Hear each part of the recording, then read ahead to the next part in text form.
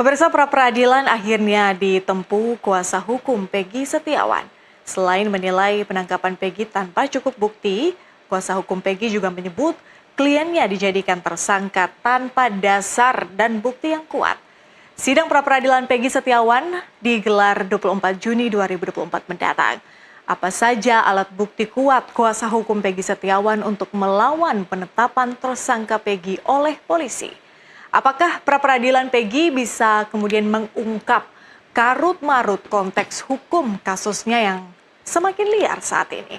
Nah, untuk membahasnya sudah hadir bersama dengan saya di studio ada kuasa hukum Peggy Setiawan, ada Pak Niko Johan Kili-Kili. Pak Niko, terima kasih sudah bergabung malam ini. Selamat malam. Selamat malam. Dan melalui sambungan Zoom ada Pak Susno Duaji, Kabareskrim Polri 2008-2009. Pak Susno, terima kasih sudah bergabung malam ini, kita bertemu lagi. Selamat malam, Jenderal. Oke, saya mulai dari kuasa hukum Peggy, Pak Niko dulu ya. Pak Niko, jadi setelah cukup lama, Pak, bisa saya katakan seperti itu, masyarakat maupun juga media menunggu gugatan pra-peradilan ini kemudian diajukan. Apa sih yang membuat gugatan pra-peradilan ini bisa butuh waktu yang lama?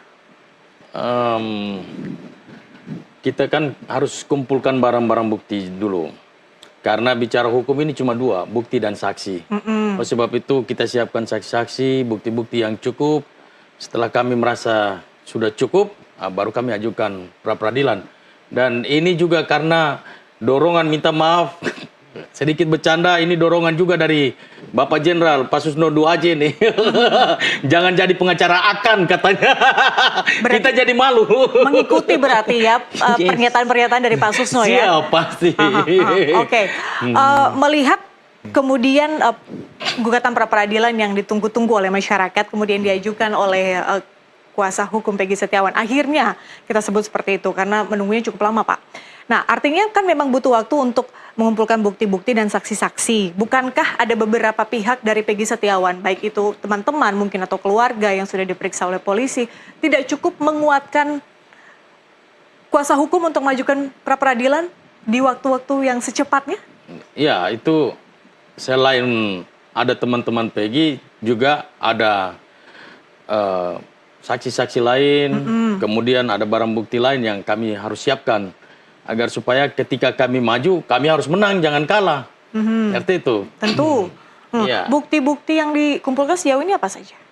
Pasti saya tidak bisa ceritakan di sini karena mungkin nanti di-spill sedikit, Pak. Ya, nanti akan ada kejutan lah di pengadilan lah, di persidangan nanti. Ya.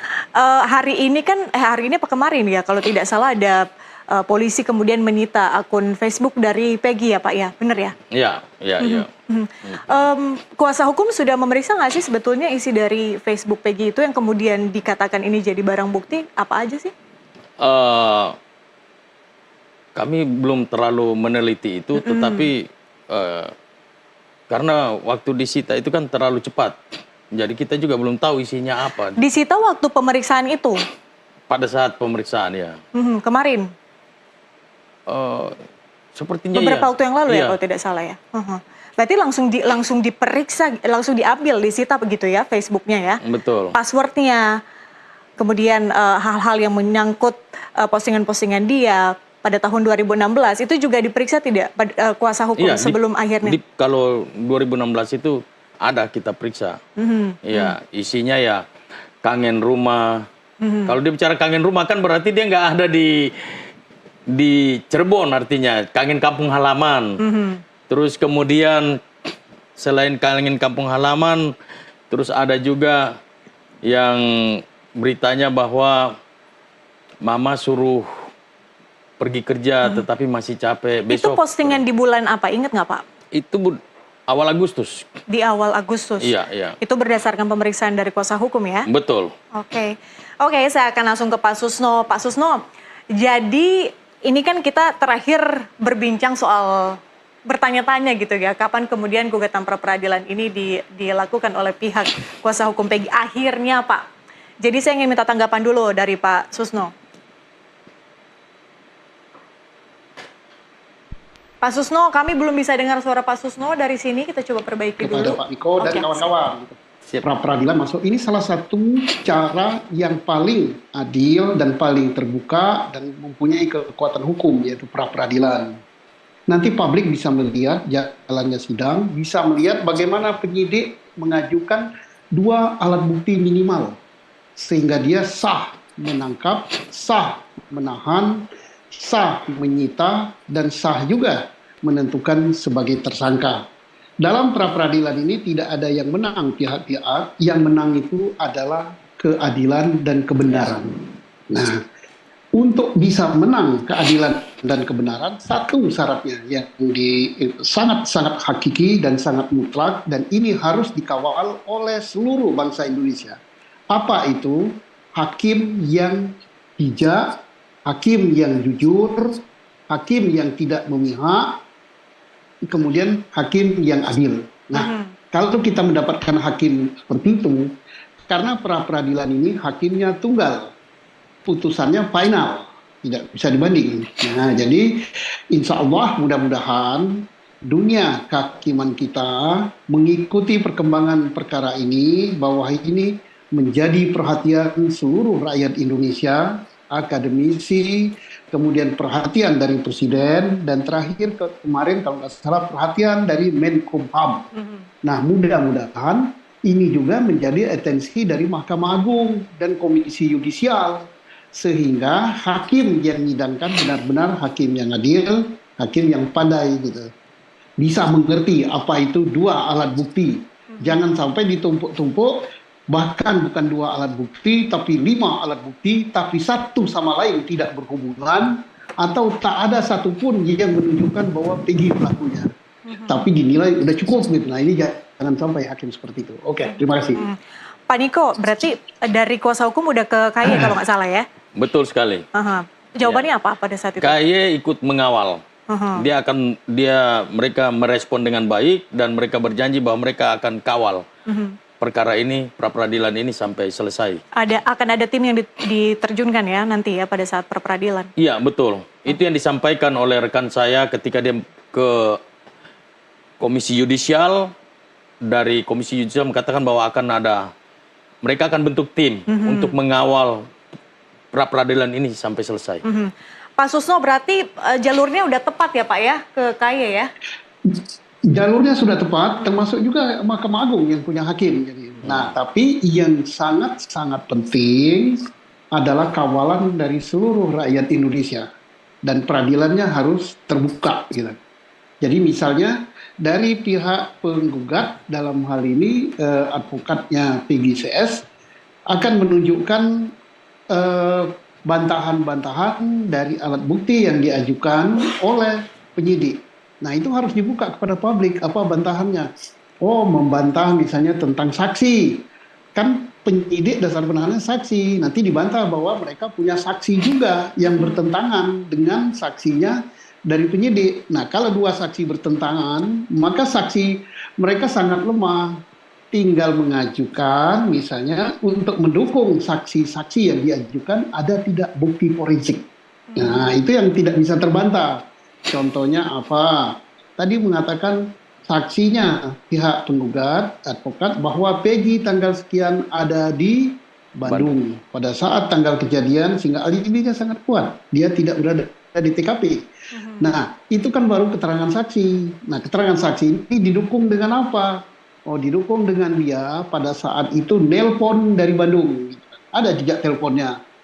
Kan bisa dilihat BTS-nya, oh betul dia di Bandung. Atau pada saat itu ada video yang menunjukkan bahwa betul-betul dia di Bandung. Nah, demikian juga pihak penyidik pasti ngajukan. Ini saksi kami, misalnya ya, Aib melihat dengan gini. Nah, nanti harus dipatahkan apakah iya saksi Aib itu kuat. Nah, dan penyidik tidak boleh hanya memakai kesaksian Aib, karena penyidik juga harus adil. Saksi yang diajukan oleh pihak penggugat harus diberita acara juga. Nah, harus diberita acara juga, dan itu harus dihadapkan di pengadilan juga gitu, di pengadilan pra-peradilan gitu. Harus muncul itu, misalnya saksi yang menarik kesaksiannya, itu contohnya Liga Akbar, itu harus dibawa juga di depan sidang. Kemudian saksi siapa lagi? Saksi mahkota terpidana yang sudah keluar gitu, yaitu Saka Tatal, harus dilihat. Sehingga saksi dan yang diajukan oleh pihak penyidik sebagai alat bukti dasar penahanan lemah gitu kan. Jadi mungkin juga pihak penyidik kan melemahkan juga saksi yang diajukan oleh pihak penggugat. Nah, artinya paling tidak keterangan saksi ini satu sama gitu posisinya gitu kan.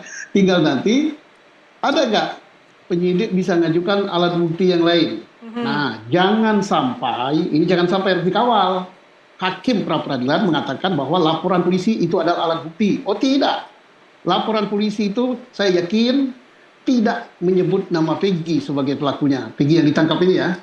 Kemudian, alat buktinya satu lagi berupa pisem. Oh tidak juga. Pisem itu tidak akan menyebut bahwa mati karena ditusuk oleh Peggy. Nggak ada itu pisem berbunyi begitu. Kalau pisem berbunyi begitu udah pavilion. Atau misalnya ada lagi keterangan yang mengatakan, wah ini alat buktinya berupa putusan pengadilan. Karena di situ DPO-nya Peggy. Bukan. Putusan pengadilan itu justru yang harus dibuktikan. Apakah Peggy yang disebut dalam DPO putusan pengadilan itu adalah Peggy yang ini apa bukan? Itu yang harus dibuktikan. Bukan itu alat bukti. Oke, saya kira cukup. Oke, jadi artinya masih banyak yang harus dikonfirmasi oleh penyidik ya, karena memang masih banyak pertanyaan yang belum terjawab sampai dengan saat ini. Iya. Sangat-sangat banyak ya. Tapi kita berharap. Saya juga tidak mengatakan bahwa penyidik salah. Oh tidak, penyidik itu pintar. Mungkin alat bukti yang lain, misalnya berupa CCTV, berupa sidik jari, berupa keterangan laboratorium, berupa DNA, mungkin lagi disimpan di almari, tidak dibuka ke publik. Mungkin ya. Kita tidak boleh negatif thinking, bisa-bisa saja. Makanya ini sangat bagus untuk dibuka ke publik di dalam sidang pra-peradilan. Silakan wartawan melihat, akademisi melihat, KY melihat, semua mata bangsa tertuju di sini. Termasuk mungkin ada orang yang disuruh oleh Presiden untuk mengamati ini. Itu yang kita harapkan. Oke. Pak Susno, gugatan pra-peradilan diajukan 11 Juni, tapi sidangnya baru akan digelar tanggal 24 Juni. Bisa gitu ya? Itu mungkin melihat hari liburnya. Mungkin ada hari libur Sabtu Minggu, hari libur Hari Raya, Idul Adha ya, mungkin hari kejepit, tidak masalah. Yang penting sidang pra-peradilan itu 3 hari kerja. Gitu. 3 hari kerja setelah diterima dia harus disidangkan. Nah sidangnya pun bersifat terbuka, putusannya final dan mengikat, maka hakimnya tunggal.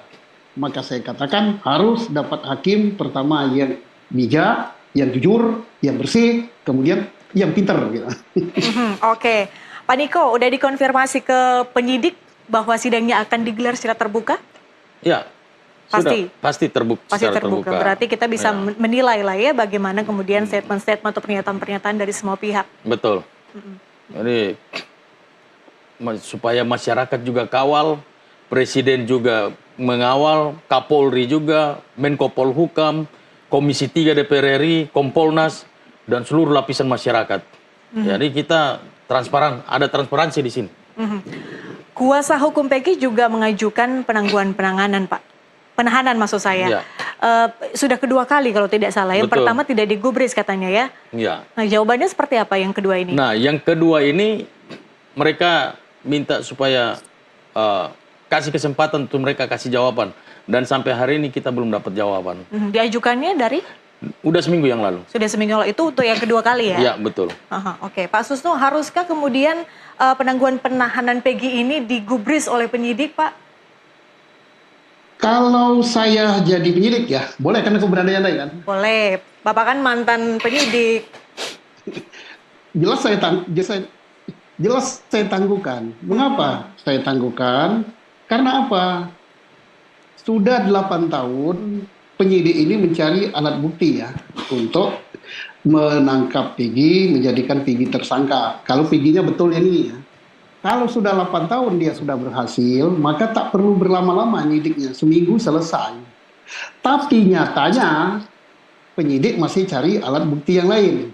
Berarti belum cukup alat buktinya. Nah, 8 tahun saja tidak cukup gitu, apalagi ini kan penahanan oleh penyidik itu hanya 20 hari. 20 hari nanti ditambah dengan 40. Jadi 60. Berikutnya panjang oleh jaksa. Kalau jaksa mau gitu. Nah, 8 tahun aja nggak cukup ya, apalagi kalau hanya 60 hari. Dan menangguhkan penahanan itu bukan berarti bahwa menghentikan ya. Karena orang yang ditangguhkan itu tetap dia dalam status tersangka. Kalau terbukti lengkap buktinya diterima oleh penuntut umum, maka dia akan dibawa ke sidang pengadilan. Tapi kalau tidak terbukti, maka penyidik pasti akan menghentikan penyidikannya. Jadi ngapain ditahan? Dan kalau menurut saya 8 tahun si Peggy ini kan ada di situ. Bahkan saat DPO kan rumahnya didatangi kan, diberitahu bahwa dia ada di Bandung gitu kan. Jadi dia nggak lari kemana-mana. Ya ngapain mau tahan ngabisin beras saja. Oke, berarti ini jadi salah satu jawaban juga yang sebetulnya harus dikonfirmasi oleh penyidik ya. Kenapa penahanan Peggy ini tidak kunjung diberi jawaban kuasa hukumnya. Jadi kuasa hukumnya jadi bertanya-tanya sampai sekarang ya Pak Niko ya. Betul Kenapa? sekali. Kita coba undang polisi nanti ya untuk penyidik untuk mengkonfirmasi soal ini. Tapi kita harus jeda sejenak. Kami akan kembali usai jeda. Pemirsa tetaplah bersama kami di NTV Prime Dialog.